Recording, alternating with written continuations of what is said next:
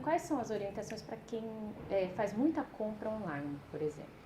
Nossa, tem várias, hein? Agora, então, né, tem muito mais. Tem muito mais orientações. Vamos pensar aqui que, por exemplo, quando você faz essa pergunta, você tem algum tipo de compra específica?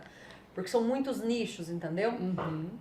As pessoas costumam, por exemplo, comprar eletrônicos pela internet. Sim. O que a gente sempre fala é assim, ó, hoje em dia, além de você ter a necessidade de fazer pesquisa, né? Uhum. De você verificar, por exemplo, a procedência da empresa, porque é o fundamental, porque senão o que acaba acontecendo? A gente, eu acredito muito na liberdade econômica, né? Acho que a gente tem que gerar renda, a gente tem que produzir, porque senão a economia acaba não andando. Então eu sou a favor da gente desburocratizar para que tenham mais empresas, para que nós tenhamos mais empreendedores, mas olhando pelo prisma do direito do consumidor, a gente flexibilizou algumas situações que o Estado ainda não tem alguns controles. Então, por exemplo, a gente tem muitas empresas abertas, às vezes em endereços residenciais, e que na verdade ali não tem nada. Você vai verificar, não tem nenhuma empresa montada lá, não tem nada, não funciona nada lá, mas é uma microempresa, às vezes, que está indicando um endereço tal. E essas empresas, às vezes, elas são abertas recentemente, tipo 1, 2 meses, e elas criam um site, né, colocam, às vezes, os dados de um laranja, utilizando o dado de alguém, e essa pessoa tem lá um domínio, e ela começa a vender produtos na internet que não existem. Sim. Entendeu? Então você entra lá e vê que o preço está muito diferente, tem que desconfiar, porque não tem coisa de graça. Tem almoço grátis, né? A gente brinca. Se está um preço muito diferente, fora promoções grandes, né, de empresas, a Black Friday, tudo isso, se não, você tem que desconfiar, porque pode ser que você esteja caindo num golpe. O ideal, né, o melhor dos mundos, seria se a pessoa tivesse condições de verificar a procedência da empresa. Hoje não é tão fácil isso. A pessoa pode usar o Reclame Aqui, ela pode usar o site do consumidor.gov para fazer uma checagem, né, de quantas reclamações que a empresa tem. Mas às vezes ela não consegue fazer, por exemplo, a verificação do CNPJ da empresa. Né? E porque às vezes quando você joga o CNPJ, você fala, nossa, essa empresa tem 1 mês, essa empresa tem 3 meses só, será que ela tá firme? Será que ela tá, né, dá para confiar nessa empresa? Sim. Então, você comprar em empresas mais sólidas pela internet é uma segurança maior, né? Outra coisa também, nunca converse fora das plataformas. Você vai lá, vai comprar no Mercado Livre, aí o vendedor pegou o seu número, entra em contato com você, oi, tal, você quer que eu te entregue? Qual que é o endereço da entrega mesmo? Ah, só que é o seguinte, para entregar nesse lugar, eu preciso que você me pague o frete. Quando você sai da plataforma e começa a fazer qualquer negociação via WhatsApp, você tira a responsabilidade da plataforma. E aí, por exemplo, se der algum problema, cancelamento da compra, aquele frete às vezes que você pagou, você não vai ter de volta. Entendeu? Então, são cuidados, assim, importantes. E outro cuidado que eu acho fundamental agora, que é um absurdo a gente viver isso, mas infelizmente a gente vive, que são sites clonados. Então, por exemplo, a gente, vez por outra, você tem site clonado de grandes lojas, da Americanas, Magazine Luiza, Casas Bahia. Você tem sites clonados de grandes empresas. E aí, como que em regra você acessa isso? Não é você que foi lá buscar e apareceu. Às vezes você entrou por um link. Então eu sempre falo, corra dos links. Né? A gente recebe muito pelo WhatsApp, né? Recebe link, olha, promoção, isso. Não sei o que lá, o SMS, né? Vem o SMS, vem mensagem de texto, vem de várias formas. Sim. O link para uma promoção de alguma coisa que você está pesquisando, né? Então, fui lá, a gente até fala aqui, né? Se a gente começar a falar muito, né? Já identifica. O Google já identifica e fala, olha, ela tá querendo um celular tal. E aí a gente fala, né, que são os cookies, né? Essas informações do que você tá pesquisando e tal, elas acabam caindo na mão de pessoas que não estão com boas intenções. Sim. E aí eles acabam mandando links para você vai lá de usar avisado e fala, nossa, eu tava procurando esse telefone, que coincidência. Vou clicar nesse link aqui e vou acessar o bendito do link. Já caiu no Google. E aí você vai para um site que você acha que tá lindo, entendeu? Por quê? Porque é um site igualzinho ao oficial. E aí você compra. E às vezes a empresa, por exemplo, no caso do Magazine Luiza, a gente pegou um caso que foi muito assim, assustável. Porque a pessoa, na hora de efetivar o pagamento, o nome do negócio era Magalu. Entendeu? Sim. Então, como é que você vai saber? desconfiar? Entendeu? Você entrou num site igual, a pessoa criou uma empresa e botou o codinome da empresa, né? Então fica difícil. E às vezes é um gasto grande, uma coisa que você não volta atrás. Às vezes você ainda consegue, por cartão de crédito, às vezes em fraude, você ainda consegue cancelar e a pessoa estornar. Mas às vezes o que o pessoal tá fazendo? Bota aquele descontão gigante. Ai, 15% de desconto, 10% no Pix. Fez o Pix. Se você não conseguir cancelar em 48 horas, tem como cancelar o Pix, né? Se você notifica o Banco Central, notifica as empresas, né, os bancos, ainda há a possibilidade, às vezes, de resgatar o Pix. Mas, em regra, o golpista, quando caiu o Pix do golpe, ele já transfere. Né? Ele não fica assim, vou deixar na conta para uns 3 dias. Ele transfere. Né? Então, assim, é um trabalho árduo. Sim. Né? É um trabalho árduo da gente combater isso. E a gente só vai combater isso com muita educação, né? As pessoas estarem cientes, elas fugirem dos links, elas né, se certificarem de muitas seguranças, né? Para poder comprar de maneira mais tranquila. E a gente está falando assim na parte online e também tem aqueles boletos que chegam na residência da pessoa que é um boleto falso. Como que a pessoa consegue identificar isso?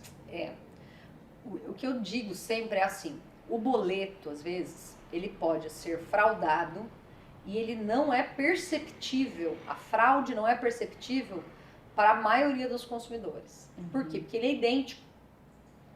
Então, por exemplo, a gente teve uma situação com uma empresa de cartão de crédito, eu posso até falar porque eu fiz matéria em relação a isso, foi em relação a Porto Seguro. As pessoas começaram a receber, a cartão Porto Seguro, eles começaram a receber boleto na casa que era idêntico ao boleto que ela recebe para pagamento do cartão de crédito dela. Você olha, você não consegue identificar nada. Por quê? Porque a destinação da conta diferente, ela tá lá no meio daqueles números. Entendeu? Ou às vezes no número da conta. Mas para descobrir isso, a gente teria que saber o número da conta de quem a gente está, em regra, sempre pagando aquele boleto. Ninguém toma esse cuidado, né? Então, qual a única segurança, né, que a gente tem é você verificar na hora de efetivar o pagamento, né? É você, na hora que se você for pagar por um aplicativo, tal, você olhar o beneficiário final. Por que, Fabiana, olhar o beneficiário final? Porque, em regra, e às vezes você vai pagar via aplicativo, ele aparece beneficiário. Mas o beneficiário primeiro é uma plataforma de pagamentos, então PagSeguro, Siga, tem muitas plataformas de pagamento. Então, o primeiro beneficiário é uma plataforma de pagamento. E às vezes você não repara, ou às vezes o próprio sistema do aplicativo, tem alguns bancos que não dão o beneficiário final. Então você não vê que aquela conta está indo para um terceiro, para o nome de uma pessoa física. Então, o ideal é sempre verificar o beneficiário final, né? Precisa estar certinho com o nome de que você realmente sempre paga, né? E isso é a segurança. Eu sempre falo que assim, você vai na lotérica, você vai no caixa do banco, né? Presencial, especialmente os idosos que gostam, né, de ir no caixa do banco ou na lotérica. Você precisa pedir para o atendente conferir o beneficiário final. Caso ele não faça conferência, a responsabilidade passa a ser da lotérica. Porque ela recebe, né, das empresas para quem ela faz o pagamento por aquele serviço. Então, se ela não faz o pagamento correto, nessa intermediação de pagamento, ela pode ser responsabilizada. Né? Mas aí é aquilo, vai dar um problemão para o consumidor. Vai ter que ir atrás, vai ter que acionar a lotérica, né? Mas se a lotérica não toma esse zelo, a lotérica pode ser responsabilizada, assim como os bancos. A gente já teve casos que a pessoa foi pagar o boleto no caixa do banco e o caixa do banco pagou para um terceiro que não tinha nada a ver. Né? Aí o banco é responsável e a lotérica também é responsável se ela está fazendo, né, se ela recebe por pagar, por fazer essa intermediação no pagamento. Certo. Mas qual que é o segredo no boleto? Verificar o beneficiário final. Certo. E tomar atenção com isso, porque às vezes o nome está parecido com o da empresa efetiva. Porque eles fazem bem perfeitinho Bem ali para a pessoa parecido. não desconfiar, né? É isso mesmo, para tentar, né, passar desapercebido. Mas assim, a maioria das fraudes de boleto, o beneficiário final é, em regra, uma pessoa física, normalmente. São poucos casos onde a gente vê que é uma empresa mesmo. Vamos falar sobre prazos agora. Comprei um produto numa loja, seja ela física ou online, e deu problema. Qual que é o prazo que a pessoa pode recorrer a esse produto? Devolver, pedir outro? Vamos lá, a gente tem alguns prazos, né? A gente tem, por exemplo, para compra online, a gente tem o prazo de arrependimento. Ah, comprei uma calça rosa. Não gostei da calça. Na época da Barbie. Não, a Barbie, por isso que eu tô falando que é rosa. Comprei, nossa, não fiquei bem de rosa, não vai dar certo, quero devolver. Você comprou online, tá dentro do prazo de 7 dias, é uma garantia que a lei te dá, porque você não tocou no produto, você não viu como é que era o produto, qual que era a qualidade. Então, já que você tem essa possibilidade, você devolve online, né? A compra online. Certo. Mas eu fui lá na loja física e fiz isso. Posso devolver? Não. Por arrependimento, não. A partir daquele momento, o que vai acontecer? Se a loja tiver uma política de troca, você vai poder trocar o produto, mas não receber o dinheiro de volta. Entendeu? Isso na loja física. Algumas lojas permitem isso, né? Nos Estados Unidos, por exemplo, se você comprar, depois de um tempo você volta lá com o produto, ele pega o produto de volta e te dá o dinheiro. Mas é uma questão mais cultural do que de lei. Sim. Né? E aí, aqui nós não temos isso. A gente não tem uma previsão que o lojista ele deva devolver por arrependimento. Então, por isso que precisa pensar, né, mulherada consumista aí, precisa pensar bem na hora de fazer compra, né, para não se arrepender depois e às vezes ficar com crédito de uma situação que você não quer, você não tem uma outra peça que você queira, tal. Às vezes fica com crédito numa loja que você não tem nada ali que você estava querendo. Então, essa é a regra para o caso de desistência, tá?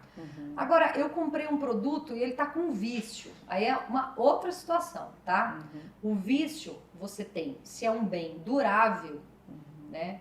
É 90 dias. Eu comprei um televisor, comprei uma geladeira. A vida útil disso é alta, é maior. Então, você tem 90 dias para reclamar de um vício do produto, né? Passou dos 90 dias e não aconteceu nada. Era o que a gente chama de vício oculto. Aí esse prazo de 90 dias começa a contar a partir de quando você descobriu o vício, entendeu? Então, por exemplo, você comprou um freezer e a parte de trás do freezer, as ligações e tal, não são originais, ou são manufaturadas, ou estavam estragadas, você não viu, sei lá, algum defeito. E que é, por exemplo, originário de fábrica. Apareceu depois, né? Suspensão de carro, às vezes começa a dar problema, né? Câmbio, né? A gente teve muitos recalls de câmbio por causa dos carros. Então, assim, é vício oculto que aparece depois. Aí você também tem 90 dias para pedir a reparação desse vício oculto assim que você reconheceu. Olha, já passou o prazo, eu perdi, não tenho como fazer nada, mas isso me trouxe um dano. Aí a gente entra em outro prazo, né? Que aí é um prazo, por exemplo, de você fazer uma ação de reparação de danos por algum problema. Seja pelo vício do produto, seja por alguma lesão, alguma...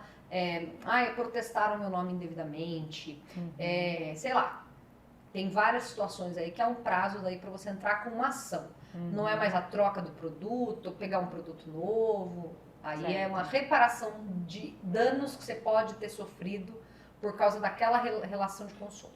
E, Fabiana, a gente tem um balanço de quais são as reclamações que mais chegam no PROCON, quais atendimentos são realizados durante o ano, semestre, ou em comparação do ano passado, por exemplo? Então, a gente tem cerca, a nossa média entre 1.600 e 1.700. Por exemplo, no mês passado a gente atendeu 1.750, a gente teve 1.750 atendimentos no PROCON de Mogi. Isso, assim, além dos atendimentos das pessoas, né, a gente também tem as audiências, que são a fase 2 da tentativa de resolução do problema. O que a gente percebe, né, que no ranking, quais são as principais reclamações? Continuam sendo a área de telefonia. Ah, mas realmente tem mais problema? É porque o número de pessoas atendidas é muito grande, todo mundo usa telefonia, né? Então, assim, porque o número de pessoas que utiliza é muito maior, a tendência é sempre o número de reclamações ser maior, entendeu? Nessa área de telefonia. Então, seja de internet, seja de celular, sempre, em todos os rankings, a telefonia sempre está em primeiro. Depois, às vezes, a gente tem problema com eletricidade, né? Também pela mesma situação. Quando a gente tem, por exemplo, chuvas muito severas, tem muita queda, muita queima de equipamento, a gente tem um aumento. Então é meio sazonal, né? Tem épocas do ano que a gente tem um aumento nessa área. Mas assim, fora isso, descontando essas questões que todo mundo tem, né? As reclamações principais é na questão do âmbito financeiro. São contratações financeiras. Bancárias, financeiras, reclamações em relação a cartão de crédito. Por quê? Na minha opinião, há uma falta de clareza nas informações e uma falta de preparo, né? Nós não temos educação financeira na escola. Então, a gente vai trabalhar, vai, né, ganhar a vida e aí você não entende direito como é que funciona juros simples, como é que funciona o juros composto, o que é o juro, o que é o rotativo do cartão de crédito. Mas como é que é assim? O que é o mínimo? O que é o rotativo? Mas por que a minha dívida está subindo desse jeito? Então as pessoas não são educadas, não têm educação financeira. Então isso amplia a gama de problemas de uma maneira exponencial, entendeu? Por quê? Falta informação, né? Não tem clareza em regra.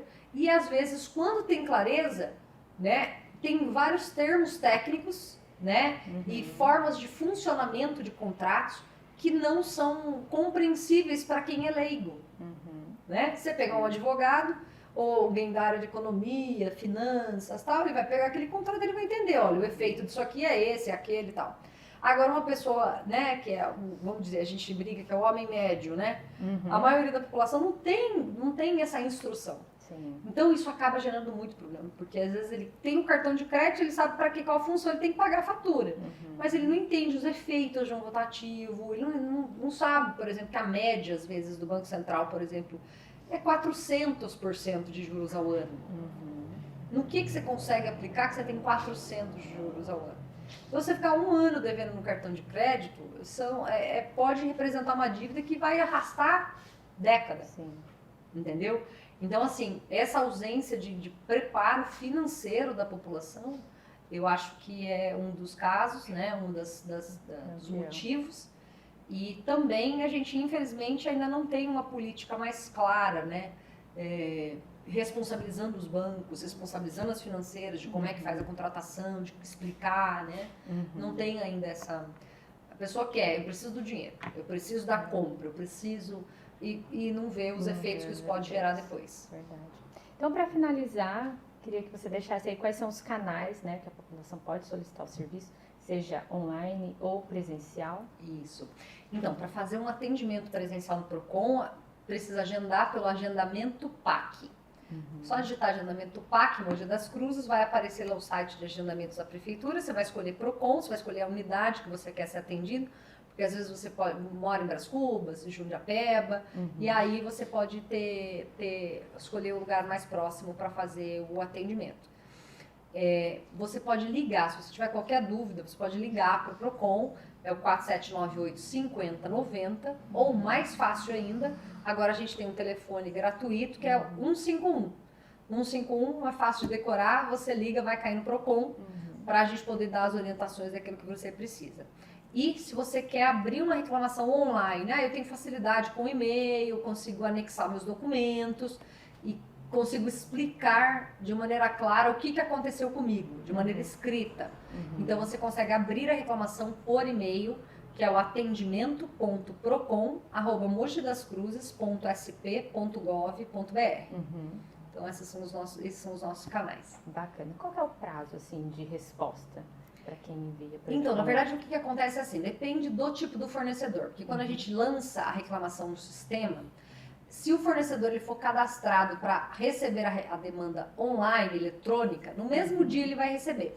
Ele tem 10 dias de prazo para responder, então quer dizer que em 10 dias a pessoa já vai ter uma devolutiva daquilo que foi feito. A questão é que nós temos muitos fornecedores, especialmente pequenos, né, que não têm o cadastramento para atender as demandas do PROCON de forma eletrônica. Então a gente é obrigado a mandar isso por correio. Então a gente depende, a partir de então, do trabalho dos correios. Quanto tempo demora, então a gente acaba tendo um prazo maior. E a partir do momento que o fornecedor recebe a reclamação, ele também tem 10 dias. Então assim, nós temos muito, a gente tem 65%, 60% a 65% de resolução dos casos no PROCON, e grande parte disso acontece na primeira fase. Na primeira notificação, muitos fornecedores já resolvem. E aí a gente tem depois uns 25% que vão ser resolvidos na segunda fase, que é de audiência. Então, a gente consegue, vamos dizer, segurar bastante demandas, evitar que muitas demandas sigam para o judiciário. Certo. Quero agradecer sua presença aqui, muito obrigada pelos esclarecimentos. É importante a gente dar, né, esse mar de informação, né, para a população, porque muitas pessoas não sabem, né, os meios, como recorrer, nem quando solicitar o serviço. Com certeza, Aline, precisamos sim. Muito obrigada, eu agradeço pelo convite. Obrigada. Então a gente fica por aqui. Os nossos episódios do Café com Emoji estão disponíveis no nosso site, que é o www.portalnews.com.br.